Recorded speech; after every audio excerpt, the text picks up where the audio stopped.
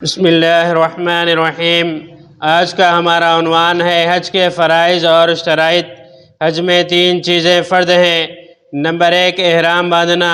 اگر حاجی احرام کے بغیر حج کرے تو ظاہر ہے کہ اس کا حج نہیں ہوا، اسی لیے حاجی کا سب سے پہلا کام یہ ہے کہ وہ احرام باندھے۔ نمبر 2 میدان عرفات میں کچھ دیر ٹہرنا، جس کو وقوف عرفات کہتے ہیں۔ یہ حج کا رکن اعظم ہے، اس کے بغیر حج نہیں ہوگا۔ نمبر 3 طواف زیارت کرنا۔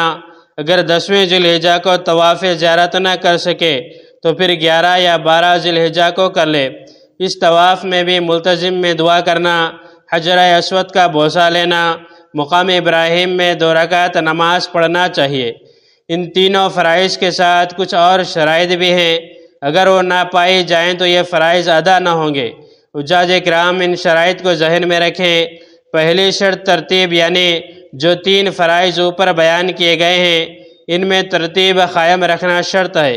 مثلا پہلے احرام باندھا جائے، عرفات میں وقوع کیا جائے، پھر طواف زیارت کیا جائے۔ اگر ان تینوں فرائض کی ترتیب بدل گئی، مثلا وقوف عرفہ پہلے کر لیے پھر احرام باندھا، تو اس کا مطلب یہ ہوا کہ فرض ادا نہیں ہوا۔ دوسری شرط، ان فرائض کے ادا کرنے کے لیے جو شرائط ہیں ان کا خیال رکھنا ضروری ہے۔ مثلا حج کے زمانے میں حج کرنا۔ اگر حج کے زمانے سے ہٹ کر کسی اور زمانے میں یہ اعمال کرے تو اس کو حج نہیں کہیں گے۔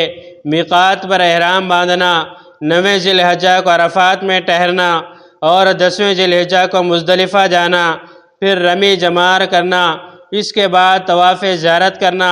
اگر ان باتوں کا لحاظ نہ کیا گیا تو حج صحیح نہ ہوگا۔ یہ حج کی بنیادی باتیں ہیں۔ اللہ تبارک و تعالیٰ سے دعا ہے مجھے اور آپ کو اور تمام مسلمانوں کو عمل کرنے کی توفیق عطا فرمائے۔ اس طرح کی اور ویڈیوز کے لیے ہمارے چینل کو سبسکرائب کریں، بعد میں لگے بیل آئیکن کو پریس کریں، زیادہ سے زیادہ شیئر کریں۔